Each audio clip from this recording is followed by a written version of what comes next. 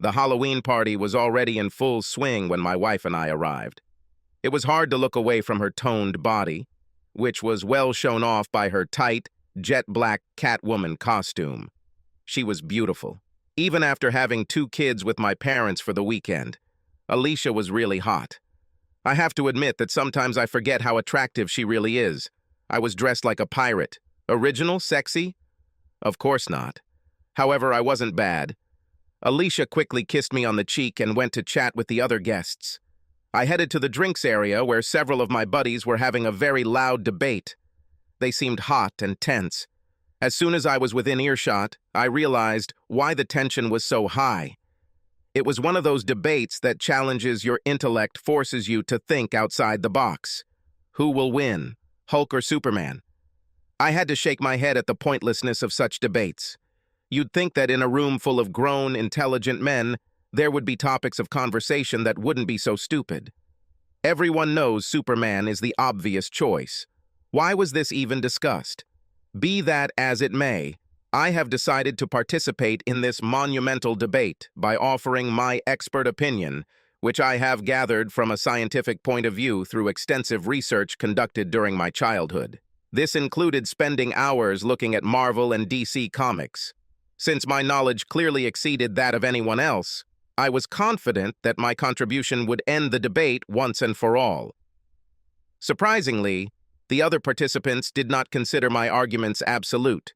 I only managed to make the conversation louder. But this is what happens when you mix grown men with beer. You get a bunch of teenagers burping, farting, and sometimes wrestling. You'd think that a room full of scantily clad nurses, cat women, and various animals would draw our attention to base thoughts. We all had to finally agree to postpone the discussion. There was too much beer and too much fun. I planned to stay relatively sober since I knew Alicia wasn't going to take us home. We just got here and I could see she was already having a really good time. She was sitting on the couch next to her best friend Susie. Susie was also dressed as Catwoman. And yes, she paid as much attention to her costume as Alicia did. Alicia and Susie have been inseparable since middle school. As children, they lived on the same block. They are so similar that the only way they can coexist in the same place at the same time is either as best friends or as fierce enemies. They talked the same, dressed the same, did almost the same things, and even looked the same. Both sets of parents were mom and dad for them. A running joke when they were teenagers was that one of their mothers had a set of twins and gave the spare child to another family. The only mystery was to find out who the real mother was. By the way, they both hated that joke. Susie was married to a guy named Dominic. They got married 2 years before Alicia and I did. At that time, we had been married for 6 years. You would think that because the 2 girls were similar in many ways, they would marry the same guys. Wrong. Susie's husband is my complete opposite. I'm a person who doesn't do much physical labor at work. Dominic works with his hands all day. I am the district manager for 6 local restaurants that my company owns. While I may not be a suit and tie person, I am usually, at worst, businesslike. In case you're wondering, I'm not a nerd or a weirdo. I played baseball in high school and also took up boxing in college. However, my boxing was more of a hobby than a career, but it kept me in shape. I admit that after I got married and settled into family life, my time in the gym decreased a bit, or a lot. But I wasn't overweight, and I was in shape.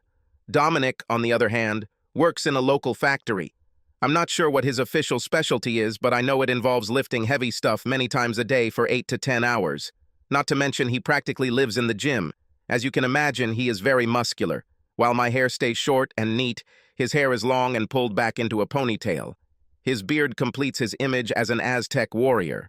Dominic looks like Drogo from Game of Thrones, while I look more like Don Draper from Mad Men. I never really warmed to him. I didn't dislike him, per se. But we didn't really have a connection that would make us close friends, or any other type of friend. To me, he was Susie's husband. Since Susie was my wife's best friend, I saw him sometimes. I have never looked for it in any other context, nor have I had the desire to. I'm sure he felt the same way about me. This night he was, of course, dressed as Tarzan. Really? It was cold outside, and he came to the party wearing a loincloth. I call it being a jerk. Defined.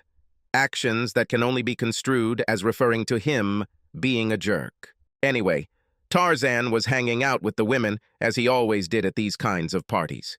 He was very flirtatious and often bordered on inappropriateness. However, neither woman seemed to mind. His thinly veiled sexual innuendos often made them giggle and blush rather than slap him. Even Alicia. It really burned me. One would imagine that Susie would find this behavior awkward. I know Alicia would have done this if it weren't for me.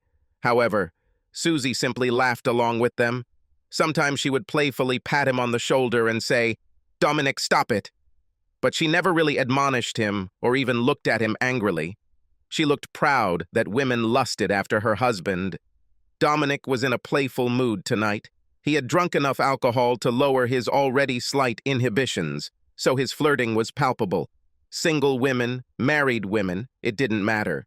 He grabbed their breasts, groped their asses, and rubbed their crotches. I have seen several husbands become angry when their wives became the object of such attention, but no one reacted to it. Maybe they were afraid of him. Maybe they were drunk. Maybe they just didn't want to make a scene. I don't know. However, I kept my ears open whenever he was around Alicia. One act of being a jerk to my wife and we'd be out of here. Alicia must have sensed my anxiety because she came over to me. "Are you having fun, Greg?" she asked loudly because of the music. I nodded my head and took a sip of beer.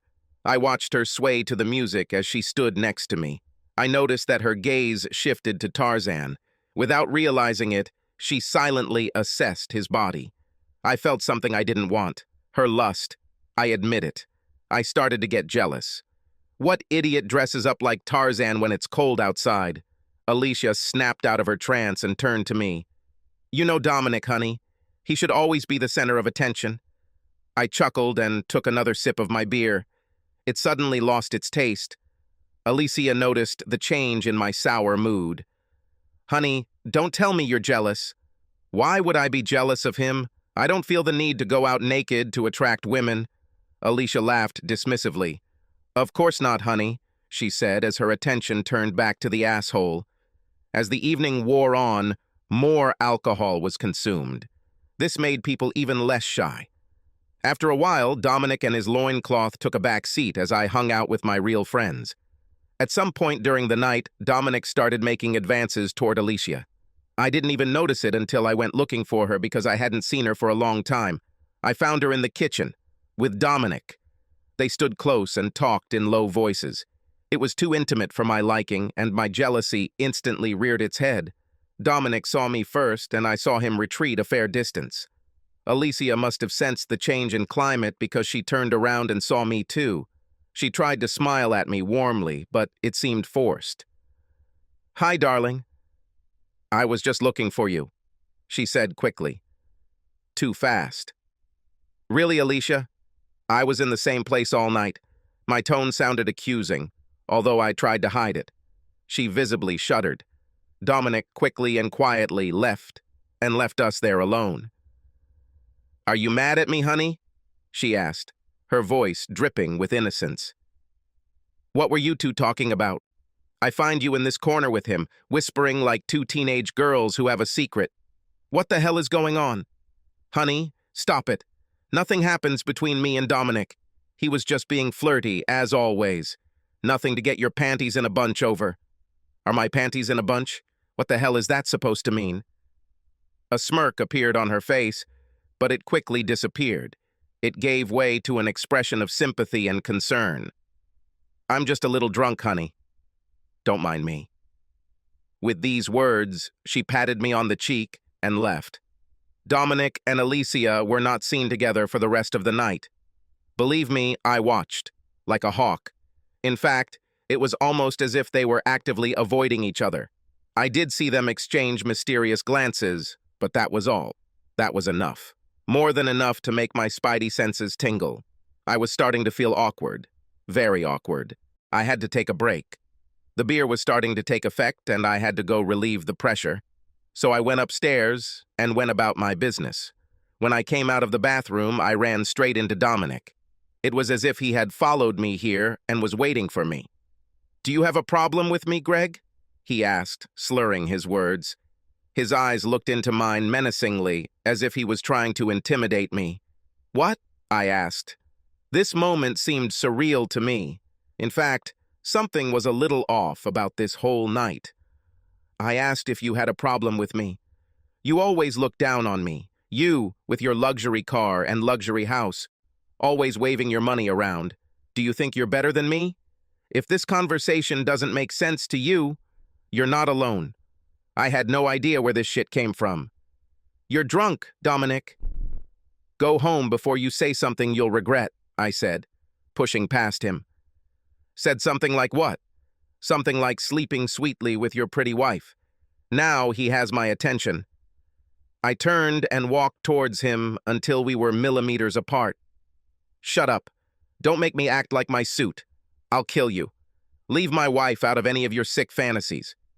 He looked at me and grinned. Fantasies are for something that didn't happen, idiot. I have memories. The last word sounded like thunder. And so it was. This puts an end to this discussion completely. His words reached me. You're full of crap, asshole, I said, although I wasn't as sure as I would have been before the party. What about the mole on her thigh? Or the fact that she's not a real blonde? Of course, you can't say that now, since she tidied up her... That was the last thing he said. The only other sounds that could be heard were the sickening thud of bone on bone that a fist makes as it connects firmly to the jaw, followed by the sound of 195 pounds punching through the drywall. I walked down the stairs like a raging bull. Once I was downstairs, I found Alicia. She rushed towards me. Greg, what? The question froze on her lips. One look at me, and she knew I knew. Her wide eyes filled with tears confirmed everything Dominic had said. Oh my God, someone call 911. Dominic is unconscious. I can't resurrect him. I heard screams from above. I don't know who it was. I did not care. I just stood there and looked at Alicia as if I had never known her. Maybe that's how it was. People began to climb the stairs to see what was happening. I just stood there, staring at Alicia, looking for the woman I married. Honestly, at that moment, I didn't care whether Dominic was alive or not. What the hell did you do to my husband? I heard a scream come from behind me, and then small fists hit my back. I ducked to get away from Susie, who was swinging at me desperately. Someone grabbed her and pulled her back. Greg, what the hell? Asked my friend Richard. He was the one throwing the party. The wall, which now had a Dominic-sized hole in it, belonged to him. I ignored him completely and turned to Susie. Did you know that your husband slept with Alicia? Susie instantly went quiet and stopped trying to attack me. She looked at me as if that explained everything, but she wasn't angry. She didn't call me a liar. Most importantly, she didn't look at Alicia. She just looked at me like she knew. And now, me too. I felt a gentle hand on my shoulder. Greg, we need to talk, but not here. I turned around and gave Alicia the coldest look I could muster. At that moment, such rage rose within me that I had never experienced. Blinding, white-hot rage. It was so strong that tears flowed from my eyes, although I didn't actually cry. It was as if the tears were some kind of release valve keeping me from exploding. He woke up. I heard a shout from above. Susie left Alicia and I and flew up the stairs to be next to her Fallon jungle boy. My anger began to subside. The grim reality of what was happening suddenly became apparent. What if I killed Dominic even though I didn't mean to?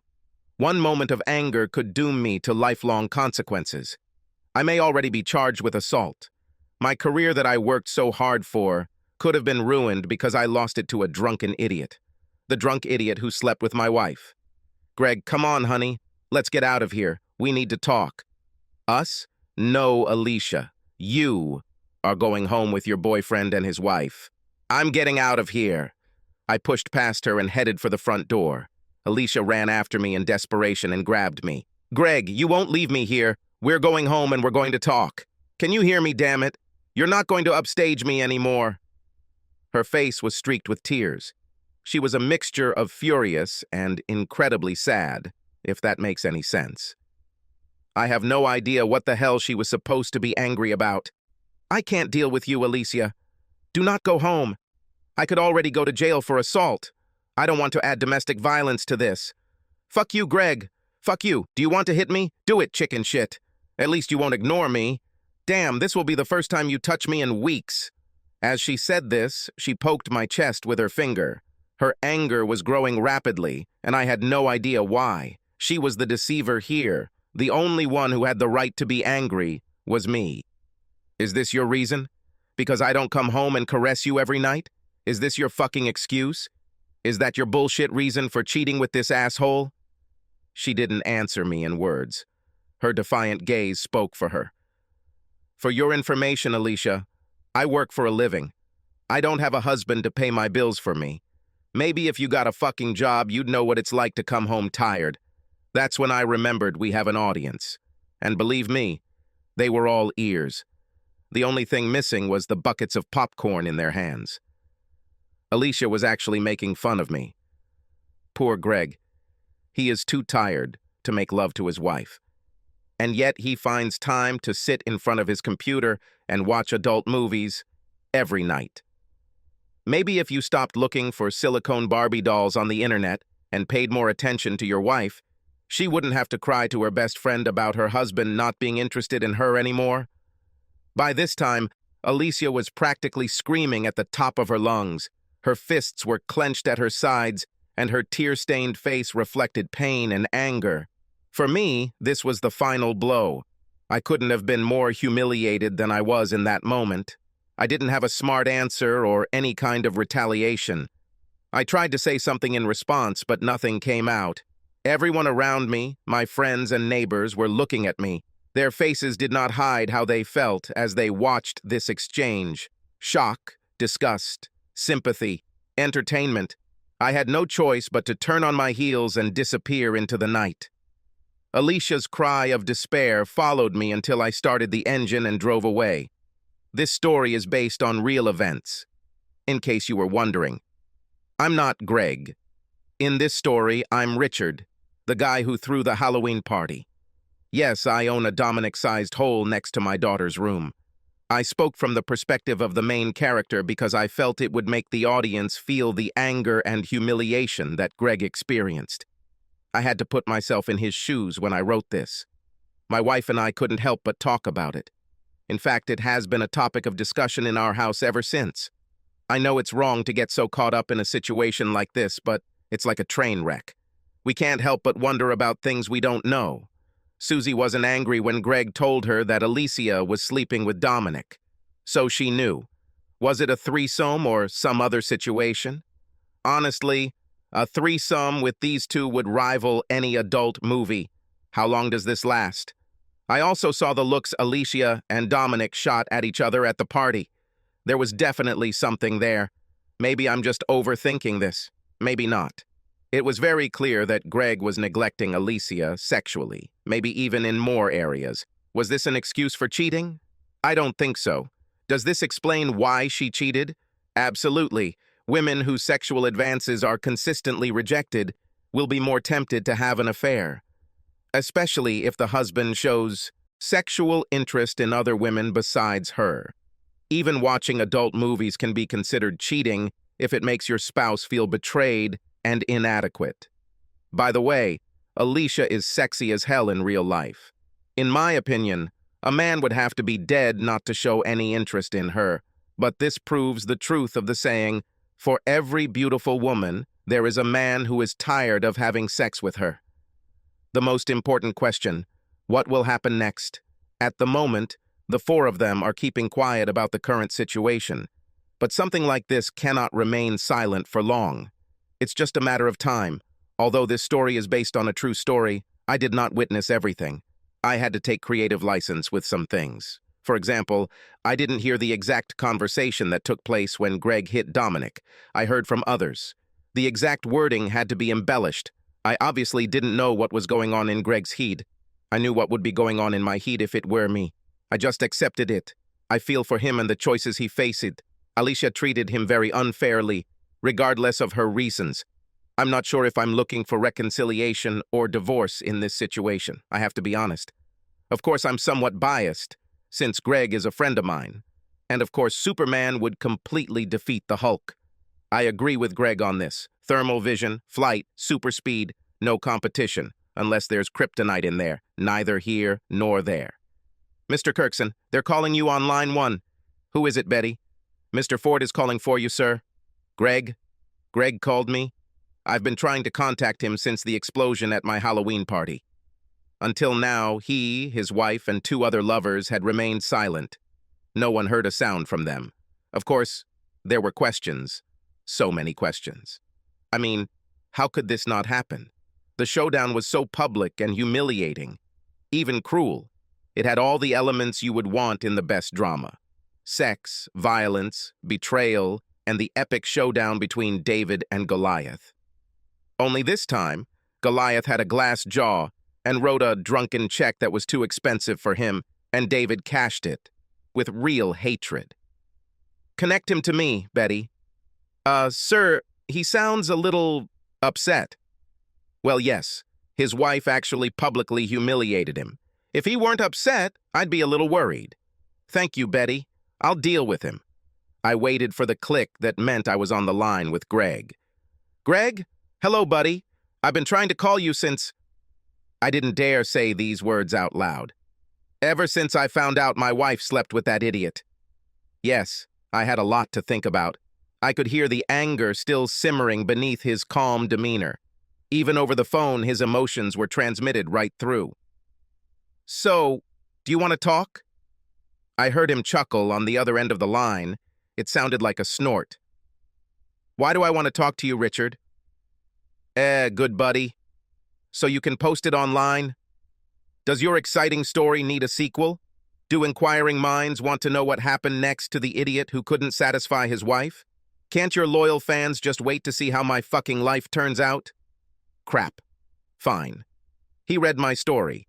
Now he's not only angry at his cheating wife, her cheating best friend, and her Neanderthal lover, but he's angry at me too. Great. Greg and I went to high school together. He played baseball, I played football. We were still connected to each other and formed a friendship that lasted for many years.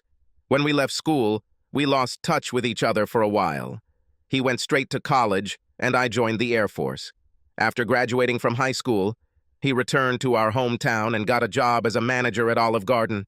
Sounds like a waste of a college degree, right? That's what I told him. However, he was persistent. He was soon promoted. He excelled at any job he was given. His numbers always looked good. He had an excellent business mind. Soon enough, he became a district manager in charge of several restaurants. His salary now rivaled mine. Almost. I was honorably discharged from the Air Force after 10 years. I immediately took a job with a company that has contracts with the military. Long story short, I returned to my hometown, reconnected with Greg, and our friendship resumed as if there had never been a break. So, my good friend was furious. On me. Not good. Greg. Normally I would try to make a witty joke to soften the situation, or at least ease the tension. Unfortunately for me, it was quite obvious that, in this situation, it would actually be counterproductive. I especially liked the ending. He interrupted me. All I could do was shut the fuck up and let him talk. You know where I put my tail between my legs and ran away from there like a bitch? A very nice touch. His sarcasm seeped into my ear. At that moment, I truly felt like a shitty friend. I had no defense against this. Greg, where are you? We need to talk. You know what's funny, Richard? I've become really popular these days. Much more popular than I was before. It seems like everyone wants to talk to me. It must be my charming personality. It was then that I noticed that his voice was slurred. I heard the sounds of liquid being poured and hitting the glass walls of the glass. Greg, are you drunk? He laughed sardonically. No, Richard. I was drunk an hour ago. I can't tell you who I am now. Fine. I was a shitty friend. I admit it. Now it's time for me to fix it. Where are you, Greg? Just as I was asking this question, I was putting on my coat and grabbing my keys. I had a lot to do at work, but at the moment, it didn't matter. Fuck you, Richard. I won't tell you where I am.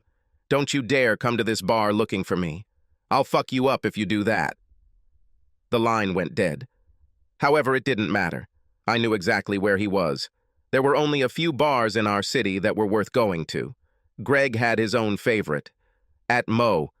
Part of it was because he was in love with the pretty barmaid there.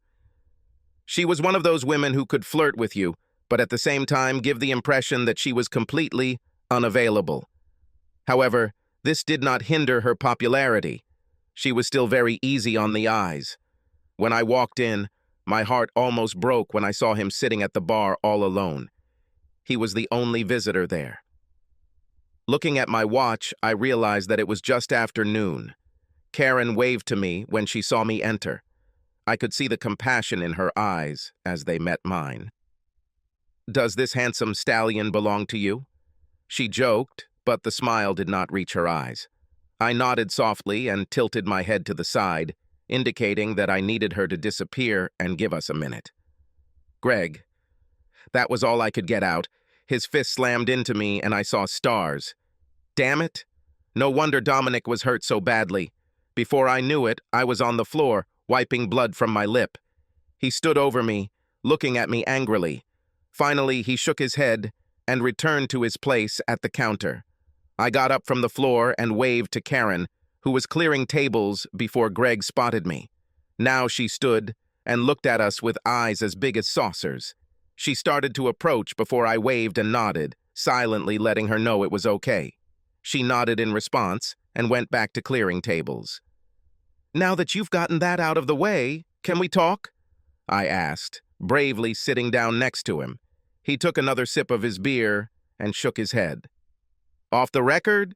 he asked sarcastically. I laughed to myself. At least he still had his mind. This is a good sign, I think. In any case, this is already something. "Where you stopped?" "Mother," he said with disgust. "Do you and your mother get along? You met my mom, right?" "Yes, I still remember how she searched me to make sure I didn't bring no prohibited substances to her house. We laughed about it together."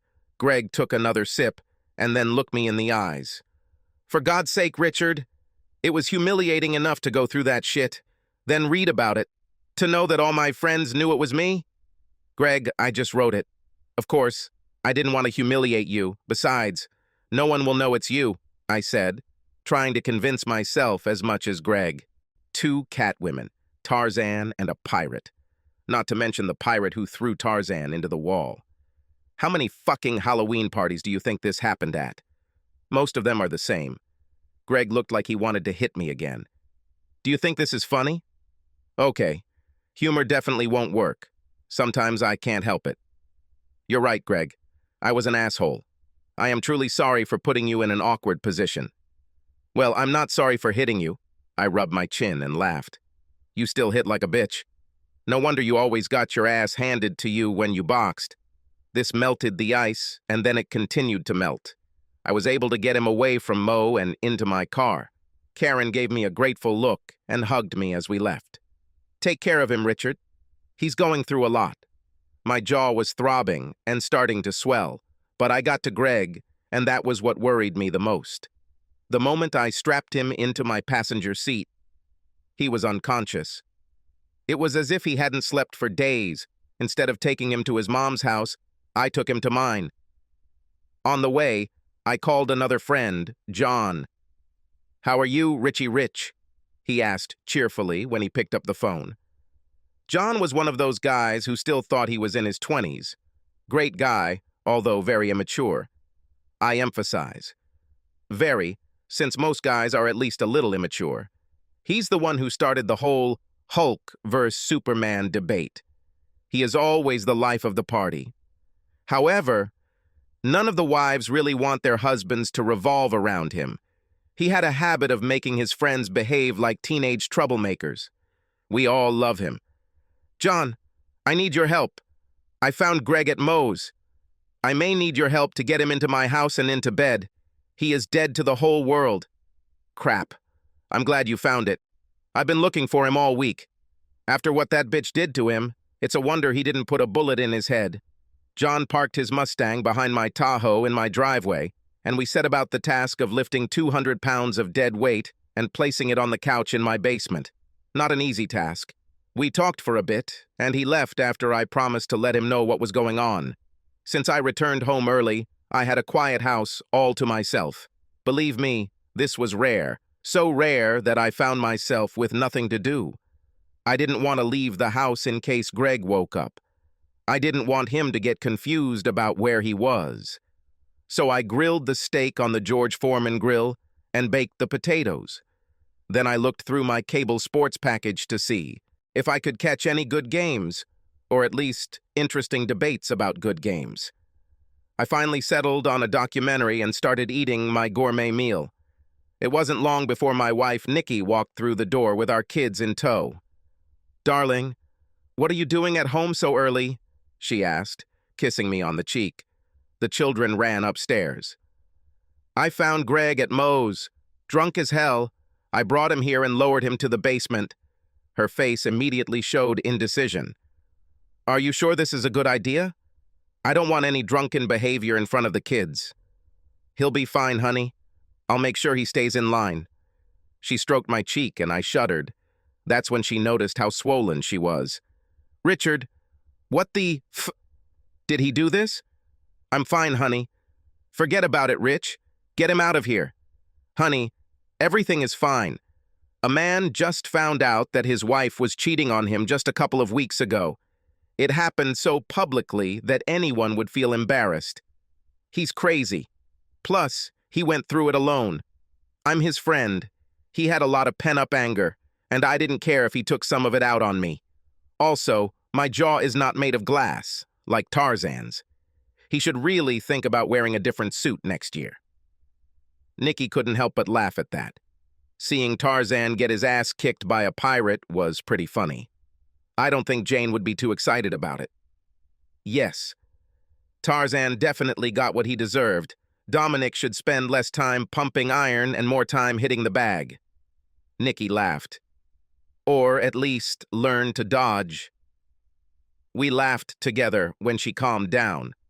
One thing I've always adored about Nikki is her personality and sense of humor. This is one of the reasons why I can't stay mad at her for too long. I went downstairs to check on Greg. His thunderous snoring let me know that he was still very much alive in the sense that his heart was still beating, but essentially he remained functionally comatose. I put a pillow under his head when he made a sound that would wake the dead. His alcohol fumes would have killed everyone nearby. "What the fuck, Greg?" I muttered. The smell seemed to stick to me. I needed to get out of there. A few hours later, a zombie resembling my friend emerged from the depths of hell. His bloodshot eyes screamed death and decay as he shuffled around my kitchen. Nikki took one look at him and then gave me a silent warning that spoke volumes. "Keep him in line, or he's gone." I stood up and went to the kitchen to greet him. "How are you feeling, buddy?" "It's like my wife cheated on me, humiliated me in front of all our neighbors, and then ran over me with a truck." "At least your memory is intact." 2 out of 3 is not bad. His eyes narrowed. "My memory is fine. I remember your fucking story, too. Do you remember how you hit me in the face for that?" I asked, rubbing my tender jaw. "This part seems vague. You may have to do this again just to be sure it was done." There was no real bite in his words, despite his stated desire to hit me again. I knew he wouldn't do it. "I've said this before, but I'm really sorry about this story, Greg. I didn't really think that many people would see where it was posted, and I didn't think that you would find out about it. I was wrong. People actually read it. I even received a message from a guy I know who heard about this party from someone. Then he read your story online." "Who was this guy?" "You do not know him. He's an obnoxious braggart named Harry. He lives in Virginia." I laughed out loud. "Do you know Harry Inva?" "So have you heard of him?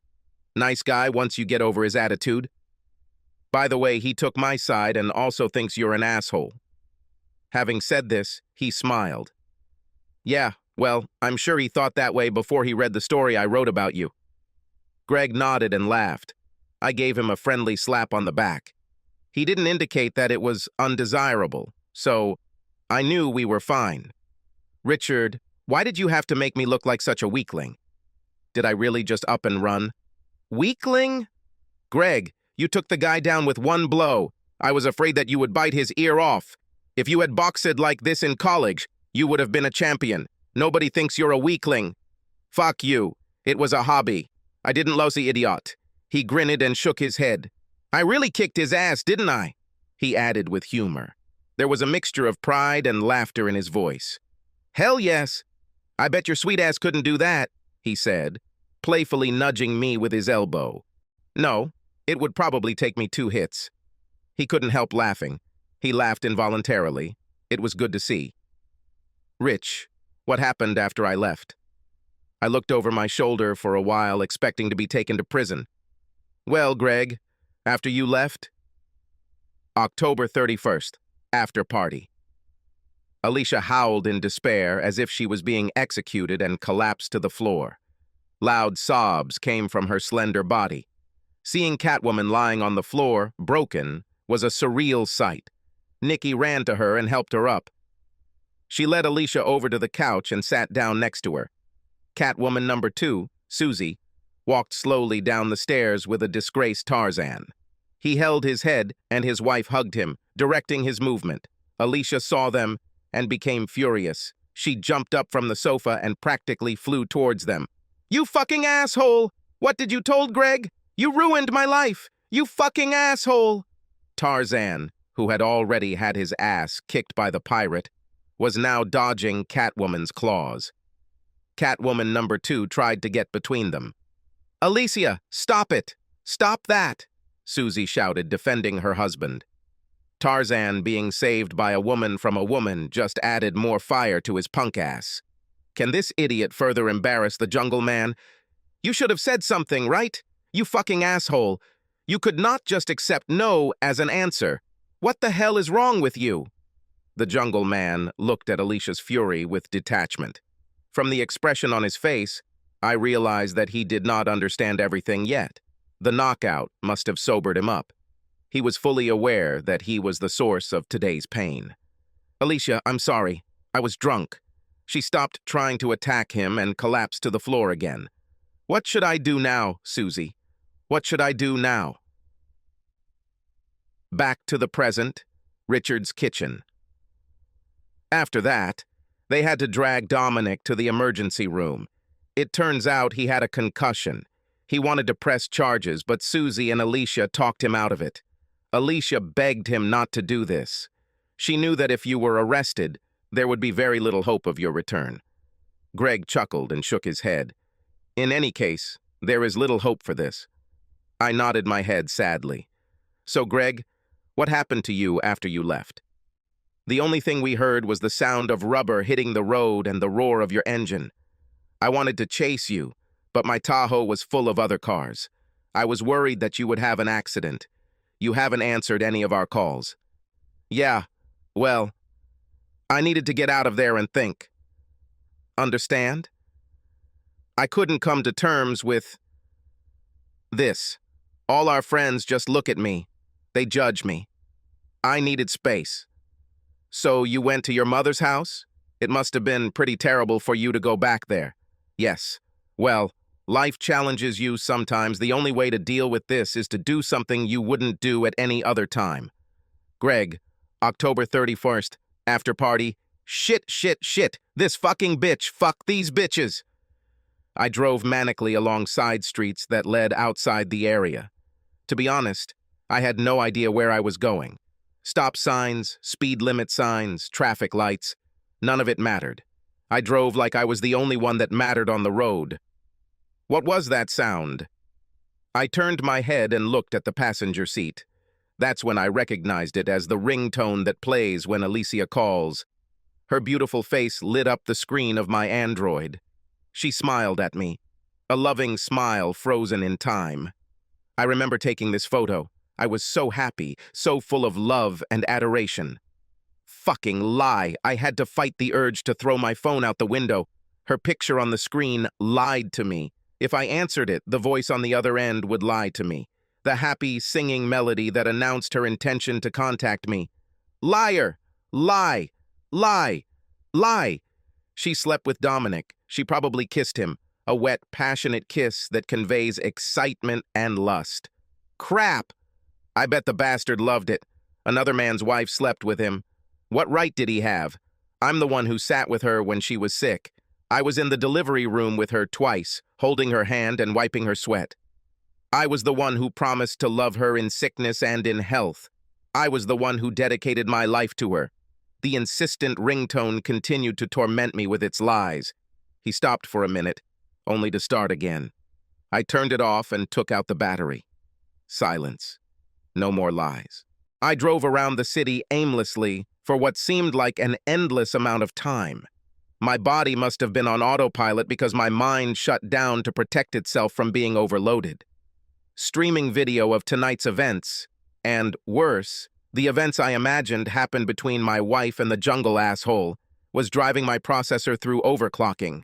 It wasn't until I looked up and saw my parents' garage in front of me that reality set in. I didn't remember driving here. Apparently, my subconscious took me back to the place of my childhood. I turned off the engine and went inside. Every child has a key to their parents' house, even if they have sworn never to return there again. Well, maybe not every child. But I did it. Because it was late, the living room in which I grew up was dark. In fact, nothing has changed over the past decades. The sofa, the coffee table, the lamp, all the contents were exactly the same furniture that I remembered, frozen in the same place. I could navigate with my eyes closed. Strangely, I found some comfort in this. That night changed everything for me in an instant. I've always been skeptical when people tell stories where their entire world changes in an instant, except in a tragic event, of course. This night made me a believer. Everything I knew about my life was turned upside down in one drunken conversation with a Neanderthal. Returning to the familiar environment in which I grew up made me feel stable. After an earthquake that destroys buildings and leaves the ground shattered, what people want most is for things to be calm. Stability is really what I needed at this moment. For now, I was safe at home. "Who's there?" I heard my mom call me. I pictured her crouched in the corner with a baseball bat, ready to beat the crap out of an unwanted visitor. "It's me, Ma." "Gregory?" "Yes." The light suddenly turned on, momentarily overloading my vision. I had to squint to avoid going blind. "Why in the name of all that is holy are you lurking around in the dark? Are you trying to kill me by giving me a heart attack?" "I'm glad to see you too, Mom." As my eyes adjusted, I was greeted by an elderly lady in floral pajamas. Her hair was tied up in curlers. "Why are you here so late, and why are you dressed like an idiot? Straight to the point, this is my mother." Until that moment, I had forgotten that I was still wearing most of my pirate costume. By this time, I had lost my hat, my parrot, and my eye patch. So now I just looked like, well, like an idiot. Long story, Ma. Listen, I'm going to stay here for a while. Tomorrow, the children will go home, but I will be back. I'll tell you about it, but I don't want to discuss it in front of the kids, okay? You'll notice that I didn't ask her to stay with her. I just let her know my intentions. This might seem a little strange to most people, but not to us. My family is not what you would call lovebirds. My old man is a straightforward guy. He never says more than is necessary and expects the same in return. The hug consisted of a brief push to the chest and a pat on the back. "I love you" was a term reserved for the experience when someone is dying. He and my mom were the perfect couple because she was exactly the same. She was very limited in the amount of affection she showed him, or for me. How they even got to each other's genitals to make me is a mystery that is both puzzling and disturbing at the same time. I honestly think there is no one else who could handle any of them. They were destined to find each other or suffer alone in this world. "Great, Gregory. You know where everything is?" I go back to bed. Her frail figure disappeared around the corner and up the stairs before she shouted, "And lock yourself up!" The next morning, I decided to activate the device that caused the vomiting and look at the damage.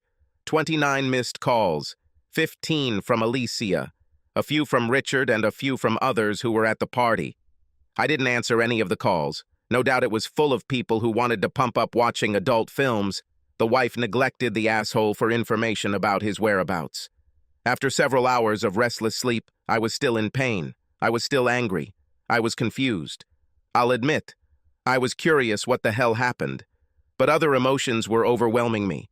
I also wondered where the cops were.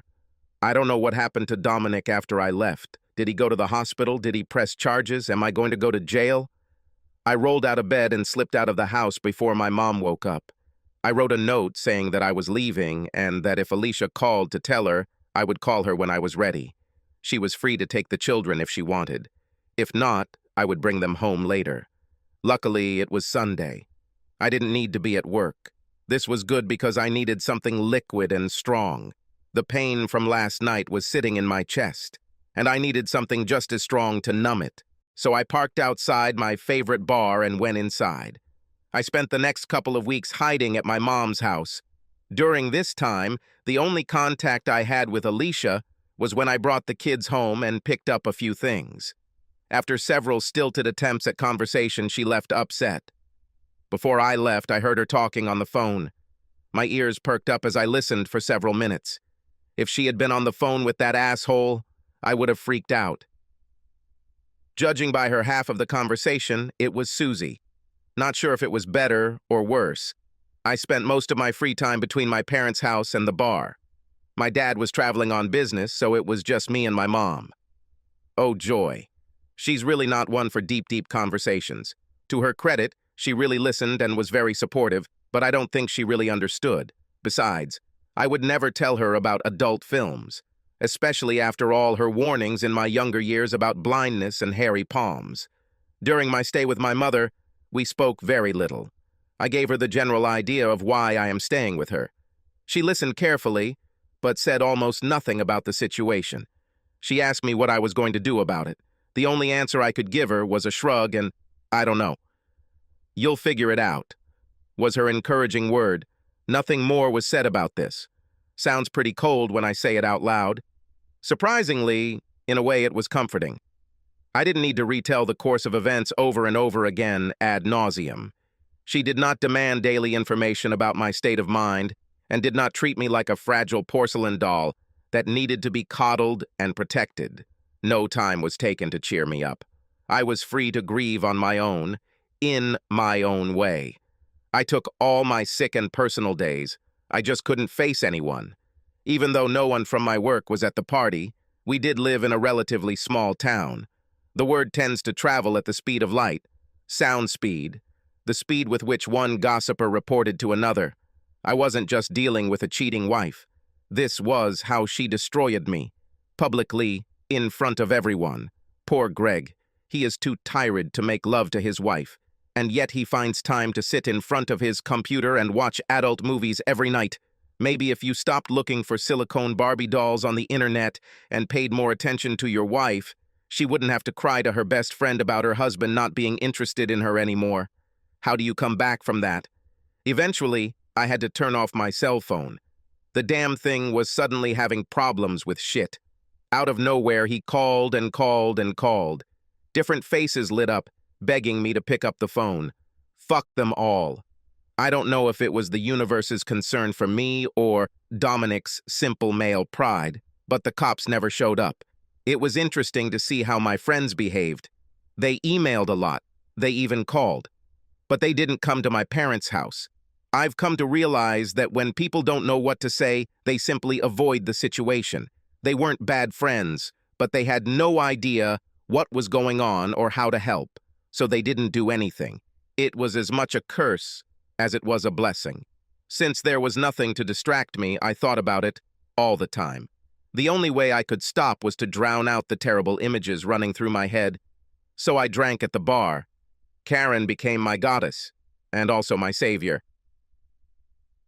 The worst thing about staying with my mother was that I was driven away from my children. It was an exile of my own making, but it still sucked.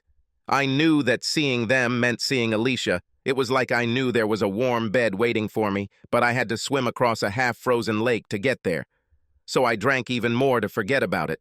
It wasn't until Karen showed me a story written by a good friend that I broke that pattern. Caught Catwoman, that's what it was called. A story that bore striking similarities to my script. 2 Catwoman, pirate, damn Tarzan, Superman versus Hulk. Here you go, bastard. I pulled out my cell phone, turned it on, and angrily dialed 7 digits. Good morning, Mr. Kirkson's office. This is Betty. How can I help you today? Richard. Today, at Richard's house. So what are you going to do with Alicia? Divorce? Parting? Beat the crap out of her? Greg let out a quiet, sad chuckle and looked at the plate in front of him. Do I have to choose? He joked without much enthusiasm. I saw the pain written on his face.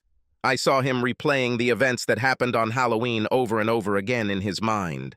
Listening to her words, it was as if they were repeating themselves. Greg, I have to ask, you can tell me to go to hell if this is too personal, but about an adult movie. What did she mean by that? Greg's cheeks turned red and he shifted nervously in his chair. So what? I sometimes watch such films, but it's definitely not every day. Are you saying that she doesn't look, or that you don't look? He asked defensively. Of course I watch such films. But Alicia said you were looking at it instead of making love to her. This is true. Go to hell, Richard. It's too personal. Okay, buddy, fine. But I just want to understand what went wrong with you two. I mean, you guys were always so happy. I never suspected anything. He looked down at his food as his fork circled it around the plate. She just doesn't understand Rich. What doesn't she understand? Greg dropped his fork and rubbed his face with both hands, taking a deep breath. It was a sad sigh mixed with something else, maybe a feeling of guilt. I work 10 to 12 hours every day. If I'm lucky, I'll only work 5 days a week. When I come home, I'm tired. I'm stressed. I deal with angry investors, angry clients, angry managers, sexual harassment claims, discrimination claims, and everything in between. All this falls on me. If something happens in restaurants, like some idiot customer claims to have seen a rat and extorts us for free food, I have to deal with it. He took a breath, as if preparing to continue. I waited patiently for him to lay it all out. Alicia needs a lot of foreplay. I mean a lot. I have to spend 30 minutes just on foreplay. Then, when she's prepared and ready, we start having real sex. She likes to change positions often. On top of that, she wants me to talk dirty to her while all this is going on. I love my wife. I really think so. And when I have energy, it's great. I know guys who complain that their wife is frigid or unimaginative or just wants to get the hell over with. Alicia is none of those. But I don't have the strength to do this every night, especially after all the crap I have to deal with throughout the day. He paused and looked in a different direction. Rich, sometimes I just feel better when I'm alone. I hate to say this. I mean, every man dreams of a woman like Alicia, a horny woman who really loves sex. I'm lucky to have her, I know it, but I saw his eyes begin to cloud over. This can make it difficult to overcome the pain caused by marriage. It's hard to see the role you played in your predicament. I do so much for her. For girls. I work my ass off to give them everything I didn't have as a child. My dad is very frugal. He only bought me what I needed. I want more for my girls. And then there is my wife, and I enjoy spending time with them. They are my world. But sometimes I just wish I could not do something for someone else. When I come home after dealing with all the crap I deal with at work, I don't always want to be a dad, or a husband, or a boss. I think I missed it a little. How long has it been since you two made love? I mean, before the party. He shook his head. I don't know, Rich. I really do not know. I didn't even realize that so much time had passed.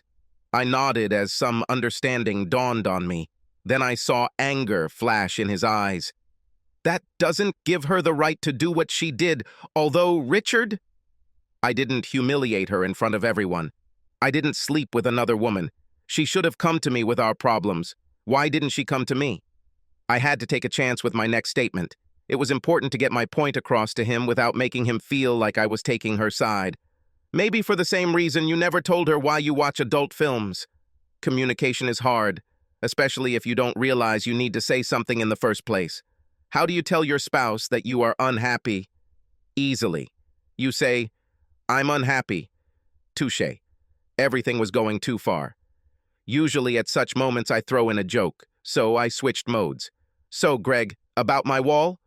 He looked at me and saw that I was teasing him. He smiled and shook his head. Consider us even for this story, idiot. I thought the blow to the face had leveled us off. Not even close. I had to laugh. This look at Greg as he was before Halloween was refreshing, even if it only lasted a moment. Fair enough. That's when I saw Nikki standing in the doorway with a strange look on her face. Her eyes told me to see her immediately. I left Greg to eat and walked over to her. We have a problem. What's the matter, dear? She looked at me nervously and pulled me closer to her so she could whisper.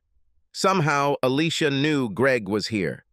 She is on her way. Fucking John. He probably called her to yell at her or do something stupid like that. He unwittingly provided her with information about Greg's whereabouts. You need to stop that bitch at the door, Nikki. Nikki raised her hands and shook her head. Rich, I'm not going to get involved in this shit. Greg needs to deal with this. He had been avoiding her for 2 weeks. I found myself becoming angry with my wife. He cheated on him. Have you forgotten about this? No, I haven't forgotten. I have a fucking hole in the wall as a reminder. I turned to look at Greg, who was absent-mindedly playing with the food on his plate. He seemed oblivious to the kamikaze mission that was preparing to ambush him. What do you want me to do, Nikki? Her face softened along with determination when she saw my desire to help my friend. He has to deal with this himself, baby. You can be his friend and help him get through this, but he can't escape it. She patted my chest and left. I turned to prepare Greg for what was to come. Greg, I heard you guys. You can't fucking whisper. She's on her way. He rubbed his chin and winced. Then a look of determination appeared on his face. Fine, he said finally, moving away from the table. He turned to me and looked into my eyes. I'm ready to deal with this, he said decisively. He then stood up and walked out my back door. Greg, beautiful sunset. Soft colors cascaded across the pale sky. Orange, red, and all shades in between. So serene, almost calming. Greg, honey. The serenity disappeared. I did not answer the alarmed voice that announced the arrival of my cheating wife. I didn't even turn around to look at her. I just kept my eyes on the sky above me. Alicia took my lack of reaction as an invitation. She wasn't completely wrong for doing so. She sat next to me on Richard's back porch and pulled her knees to her chest as if for protection. I've been looking everywhere for you, honey. She couldn't have chosen a worse way to start this all off. I was in the same place all night. I muttered it under my breath, deliberately repeating the exact words I'd told her when I caught her and Dominic snuggled together in Richard's kitchen a couple of weeks ago. She looked at me a little confused, as if she didn't understand my answer. Greg, we need to talk. I nodded my head in agreement with her. Out of my peripheral vision, I could see her agony. I didn't look her directly in the face, but it seemed to me that it was a depressing sight. Swollen eyes, flushed cheeks, a sullen expression. At least that's what her voice sounded like. I love you, honey. It's a lie, I interrupted her. Greg. Stop it, Alicia. Just stop it. You can't love me and humiliate me the way you did. Putting our relationship on public display like this? I would never do that to you. What are you talking about, Greg? You did this to me. I heard the growing anger in her voice. You rushed down the stairs like crazy. Then, in front of everyone, you asked Susie if she knew I was sleeping with her husband. In front of everyone's eyes. If you wanted to talk privately, you would have pulled me out of there and yelled at me in the car. But no, you were the first to put my shit on the air. In a way, she was right. I didn't see things that way when it happened. I was blinded by rage. Okay, Alicia. I agree with this statement, but I didn't start this. Your fucking boyfriend confronted me and started telling me what a lewd girl you were to him in front of other people. I dealt with it the best I could. I was furious. Fucking justified anger. Could I have handled this differently? I paused to control my emotions. But I didn't cheat with anyone, I continued. You didn't have a woman who would come up to you and shove my betrayal in your face. I looked her straight in the face. I saw the anger drain away. He was replaced by remorse and guilt. I know, Greg. I just shook my head. Do you know Alicia? Do you really think so? I saw her eyes light up again. You may not have physically deceived me, Greg, but you weren't with me. Do you remember last night when I asked you for sex? And you? I shook my head. It was on my birthday. I bought myself some beautiful lingerie from Victoria's Secret. It was damn sexy. I bathed in the fragrant bubbles in the bathtub, getting wet, thinking about the night ahead. I rubbed my whole body with lotion that smelled like eucalyptus. I spent an hour doing my hair and makeup. Do you remember that night? I actually remembered that night. That was the day I had to fire Frank. He was my good friend. He was one of my assistant managers when I managed Olive Garden. Over the years, we have become good friends. When I got up, I picked it up. He was accused of sleeping with one of his subordinates. I defended him fiercely. I just knew he would never do anything so reckless. However, the girl had text messages. Damn text messages. When they were born, I was gone. I was the one who promoted him. I was the one who supported him. I was the only one who had to deal with it. Or they would deal with me. So, as you can imagine, I wasn't in the best mood that evening. But I didn't forget about her birthday. I made a reservation at her favorite restaurant. I was ready to dine out. However, the only thing Alicia wanted that night was dessert. You and I went to dinner for your birthday, and then we made love that night, Alicia. I remember this. She shook her head sadly. We had sex, Greg. You couldn't even enjoy it. Then, when I tried to hug you, you pushed me away and said you were tired. That's why I gave you space. Her voice caught in her throat, and she swallowed to clear her throat. I knew she wasn't finished yet, so I waited for her to continue. Then I woke up in the middle of the night. I saw you in front of your computer. I saw you watching adult films and satisfying yourself. The words came out of her with force. Then she gave up. Her body shook as she tried to cry silently, but to no avail. I sat next to her, unable to utter a word. I began to gain some level of understanding. Hearing her, understanding her point of view on things, opened my eyes. Until tonight, she was an evil cheater. Now I wasn't sure who she was. I understand, Alicia. Okay, I took you for granted. Do you really understand this, Greg? Do you know how much this devastated me? Do you know how painful it is to realize that, at your best, you are not woman enough to satisfy your husband? I don't think you know. After that, I told myself that I will no longer ask you for sex. I wanted you to ask me for this, but you never did. So that's why you slept with Dominic? Did he make you feel like a woman? She sniffled next to me and wiped her nose on her sleeve. Yes, Greg, he and Susie did it. Damn it! Susie and I got drunk once in high school. We did something that night. In the morning, we were so embarrassed. We just blamed it on the alcohol and pretended nothing happened. Well, a little over 10 years later, I come to her in tears. A few weeks later, feeling like the most inferior woman on earth, I came to her house. I felt so depressed, so broken. I told her I needed to get drunk, and we drank. The feeling of inferiority began to mask itself, but it did not disappear. And how did you end up in bed with her and Glass Joe? Dominic came home from work and found us completely drunk. Susie told him about my problems. He started telling me how beautiful I was, how sexy he saw me. Susie told him that she agreed with him. That's when the story about us in high school came out. He got so excited about it. He told us to kiss. We were so drunk that we did it. It all started with a playful kiss, but before I knew it, we were already kissing. When I finally broke the kiss, I turned and saw him next to me. When he leaned in, I didn't resist. From that moment on, everything only escalated. How many times have you had sex with them? She turned to look at the now dark sky above us and whispered, Twice. It hurt. The drunk incident was bad enough. I could recover from this blow, but knowing she was back again was something else entirely. So, at the party, in the kitchen, what did you and Dominic talk about? Her eyes flashed with anger and a little guilt as she remembered it. He was drunk. He was telling me how sexy my costume was and that he wanted me to come over to their house that night to have some fun. I was afraid that someone would overhear us, so I tried to get him to shut up. I told him that I had made a mistake and that the three of us couldn't do this anymore. Then he started to get a little aggressive. He started rubbing against me. That's when you came over. Yes.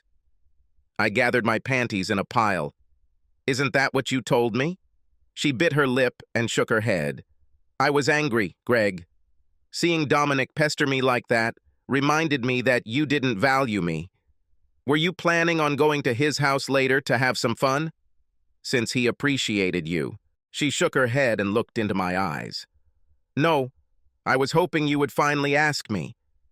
I chose the Catwoman outfit because I knew you liked Michelle Pfeiffer in Batman Returns.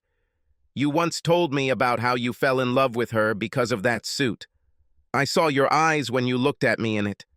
I saw that you finally desired me. Me. I almost missed the party altogether to get what I had been craving for so long. I wish I could do that. I was hoping that when we returned home, you would take me. And then Dominic happened. She said his name as if she were spitting it out. Well, this wouldn't have happened if you hadn't slept with him. Why didn't you just talk to me, Alicia? She shook her head sadly again and sniffled. I don't know, Greg. I wish I knew that. God knows why I didn't do it.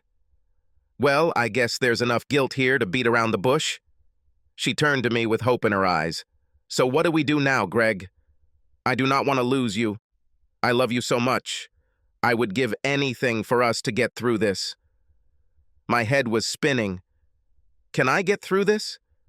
Could I forgive my wife, given that I played a role in our misfortune? Leave the past in the past? I don't know, Alicia. So much has happened. It would take a lot for us to begin to heal from this. A glimmer of hope grew stronger within her. She wiped away her tears and grabbed my hand. Cute. I'll do anything. Please, give me a chance to prove to you how much I love you. I looked into her eyes and saw hope. I started to feel it too. It would take a long time, but it was possible that we could heal each other. If we both fought long and hard enough, we would have a chance. Okay, Alicia. But this will require several things. First, we have to go to a consultation. It's simply necessary. Obviously, we still have a lot to work through. We need to figure out how to communicate with each other. She kissed me on the cheek and hugged my neck. Yes, honey, whatever you say. Secondly, you should stop being friends with Susie. That's when I saw the light go out in her eyes, and I felt it die in my heart. What did you say? I said you should stop being friends with Susie. Greg, why are you asking me to do this? I leaned back in my chair and looked at her incredulously. You can't be serious, Alicia. You cheated on me with her and her husband. What do you think I'll do about it? Just trust that it won't happen again? Every time you were with her or talked to her, don't you know what I would be thinking? How can I be healed if this salt is rubbed regularly into my wound? She pushed me away as if I had slapped her. Her eyes filled with new tears. The seconds ticked by, and we just looked at each other. You want me to choose between my best friend and my husband? I can't do this, Greg. Please don't make me do this. I cannot describe the pain that ran through me at that moment. Strangely, it was actually worse than the pain of catching her cheating. This time, there was no rage to disguise it for me. I felt my heart squeezing in my chest, crushed by the weight of the realization that it was too much to bear. The fact that she couldn't choose me over her best friend was crushing, all-consuming, a catastrophe on the level of extinction. The woman I loved most in the world did not love me the same. I was not her one and only love. I was one of them. I shared the throne in her heart with another. Dominic faded into the background. Now I didn't care about him. He was the least of my problems. Greg, please don't. Make your choice, Alicia. Alicia couldn't break her ties with Susie. This connection was obviously too strong. It rivaled her love for Greg, so much so that she was unwilling to give it up even at the cost of her marriage. Sadly, they divorced a little less than a year later. It took so long because Alicia did everything in her limited power to stop it, even to such an extent as to humiliate her dignity. I never thought I'd see someone as proud as her do this, but she came to his work and begged him not to leave her. In front of everyone. I begged him. It was a heartbreaking plea that made everyone who witnessed it feel uneasy. Even I secretly hoped that he would give her another chance. But Greg couldn't bear to see her around him again, as long as she refused to give up on her friend. He felt that he should not share his throne in her heart. In essence, he was right. Neither spouse should share. Now, a year later, the wounds are still deep. There was no winner here. The two of them cope with the children as best they can. They try not to put each other down in front of their children. However, I have endured many nights as a shoulder for my friend to cry on.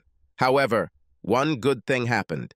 This Halloween, he brought a girl to my party. She wasn't dressed like Catwoman. She may be a rebound girl and not his next great love, but finding a rebound is still a step forward. In real life, people don't just experience the loss of love. This is a step-by-step process. The heart heals gradually, not immediately.